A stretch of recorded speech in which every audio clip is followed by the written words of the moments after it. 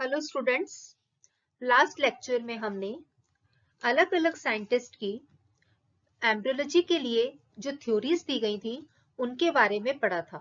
जो उन्होंने अपना अध्ययन किया था, जो अपने एक्सपेरिमेंट्स किए थे, वो उन साइंटिस्ट ने शेयर करे और अपनी थ्योरीज दी थी। उन थ्योरीज के बाद इस एम्ब्रियोलॉजी की अलग अलग ब्रांचेस बनाई गई।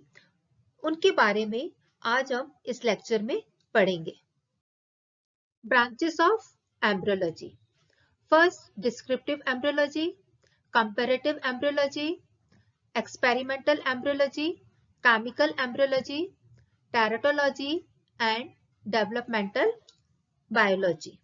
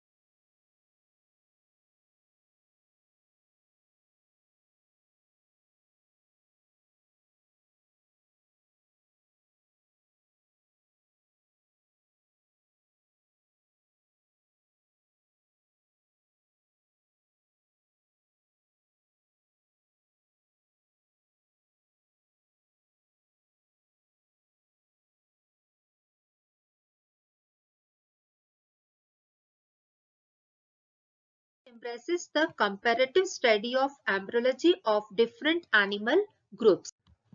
मुल्लर व हैकर साइंटिस्ट ने जो स्टडीज की थी उनको इसी ब्रांच में रखा गया है और उन्होंने डिफरेंट टाइप्स के हायर एंड लोअर एनिमल्स के एम्ब्रियोज की स्टडी करी और इसके बेस पर इवोल्यूशन और फाइलोजेनेटिक सिग्निफिकेंस को समझा गया।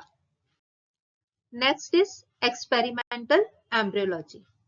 It involves that attempt to understand the various fundamental mechanisms in the development of different animals.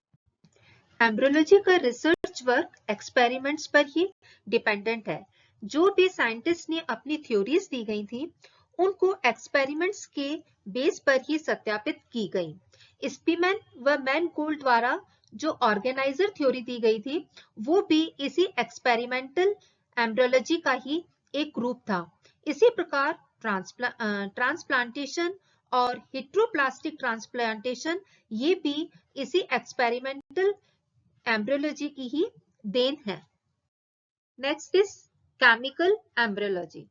This branch of embryology includes all those studies which employ various biochemical, biophysical, physiological techniques for understanding embryological events at molecular level. Embryo में किसी भी chemical का biochemically, बायोफिजिकली और बायोफिजियोलॉजिकली क्या changes होते हैं उन पर मॉलिक्यूलर लेवल तक इनका इस बायोकेमिकल, बायोफिजिकल, बायोफिजियोलॉजिकल टेक्निक से इनका अध्ययन किया गया और ये जो स्टडी होती है वो इस केमिकल एम्ब्रियोलॉजी ब्रांच द्वारा ही किया जाता है कि इनमें किसी भी केमिकल के क्या रिएक्शंस होते हैं। फॉर एग्जाम्पल जैसे डिफरेंट हॉर्मोन्स होते हैं, उन हॉर्मोन्स का इन एम्ब्रियो पर क्या इफेक्ट होता है वो भी हम इसी केमिकल एम्ब्रियोलॉजी ब्रांच के द्वारा पढ़ते हैं। Next is developmental biology. Developmental biology में हम एम्ब्रियोनिक डेवलपमेंट के अलावा उसमें जो पोस्टनेटल प्रोसेस होते हैं और वो प्रोसेस नॉर्मल हो रहे हैं या उनमें कुछ प्रॉब्लम आ रही है या उस एम्ब्रियो की ग्रोथ, उसमें मेटामॉर्फोसिस को, रीजनरेशन और जो टिश्यू रिपेयरिंग प्रोसेस है, इन सभी की हम इस डेवलपमेंटल बायोलॉजी ब्रांच में स्टडी करते हैं। Next is teratology.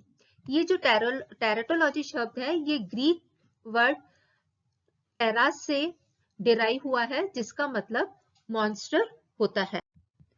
It is the branch of embryology concerned with the study of malformations or birth defects. The substances that cause birth defects are called टेरोटोजन्स। ऐसे chemicals या ऐसे substances जिनकी वजह से mail formation होता है उनको हम टेरोटोजन्स कहते हैं।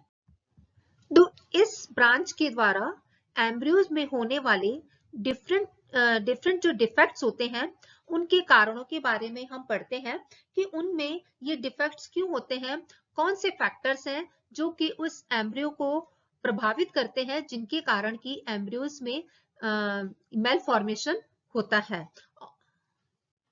फॉर एग्जाम्पल कि किस कारण अल्कोहल के प्रभाव से फीटल अल्कोहलिक सिंड्रोम उत्पन्न होते हैं जिससे कि ब्रेन का डेवलपमेंट रुक जाता है। कुछ एनिमल्स ऐसे होते हैं जिनमें कि उनकी जो अंगुलियां होती हैं उनकी संख्या या तो कम होती है या बड़ी भी होती है। तो इस तरह से जो शारीरिक एबनॉर्मलिटीज होती हैं उनका अध्ययन इस ब्रांच के द्वारा किया जाता है। तो इस तरह से स्टूडेंट्स आज हमने डिफरेंट ब्रांचेस ऑफ एम्ब्रियोलॉजी के बारे में पढ़ा और इन अलग अलग ब्रांचेस में हम एम्ब्रियोज के अलग अलग फंक्शंस के बारे में पढ़ते हैं। कुछ में हम एम्ब्रियोज का डिस्क्रिप्शन पढ़ते हैं कि उनका स्ट्रक्चर कैसा होता है या उनका कंपैरिजन पढ़ते हैं या उन पर हम डिफरेंट एक्सपेरिमेंट्स के द्वारा जो थ्योरीज दी गई हैं उनको सत्यापित किया जाता है और उन पर डिफरेंट केमिकल्स का स्टडी करते हैं या फिर हम उनकी रिप्रोडक्टिव बायोलॉजी पढ़ते हैं और साथ में जो एम्ब्रियोज अबनॉर्मल एम्ब्रियोज डेवलप होते हैं उनके अलग अलग स्टडी करते हैं। तो इन डिफरेंट ब्रांचेस के द्वारा हम कंप्लीट एम्ब्रियोलॉजी की स्टडी करते हैं। Thanks class.